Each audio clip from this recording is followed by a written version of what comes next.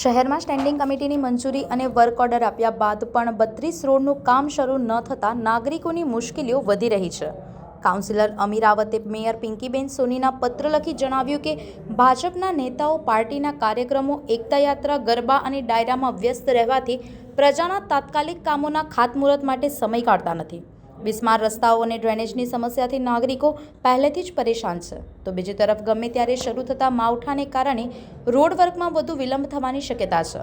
કામો જુલાઈથી પેન્ડિંગ હોવા છતાં ખાતમુહૂર્ત ન થતાં ભ્રષ્ટાચાર અને ઇજારદારોને લાભ પહોંચાડવાના આક્ષેપો પણ પત્રમાં કરવામાં આવ્યા છે. વડોદરા શહેરના લગભગ 32 રોડ અંદાજે 62 કરોડના રોડના વર્ક ઓર્ડર 10 ઓક્ટોબરથી આપેલા છે. 10 ઓક્ટોબરથી આજ સુધી ફક્ત નેતાઓનો સમય, ખાતમુહૂર્તનો સમય નથી આપ્યો. એના લીધે કામ 2 મહિનાથી શરૂ નથી થયા.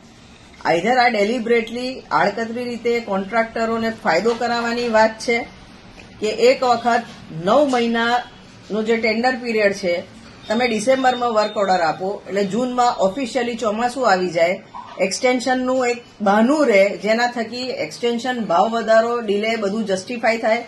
આ રીતે કોન્ટ્રાક્ટરને બેનિફિટ કરવાની વાત ચાલે છે. કાં તો પછી નેતાઓ ડાયરા, ગરબા જેવા તાઇફા કરવામાં વ્યસ્ત છે.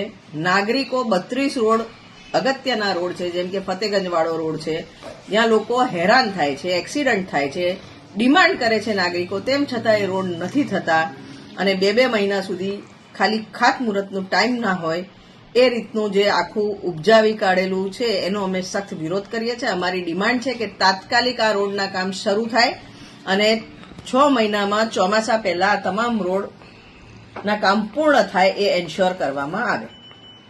સંવાદદાતા સાથે અભિપ્રાય ન્યૂઝ, વડોદરા.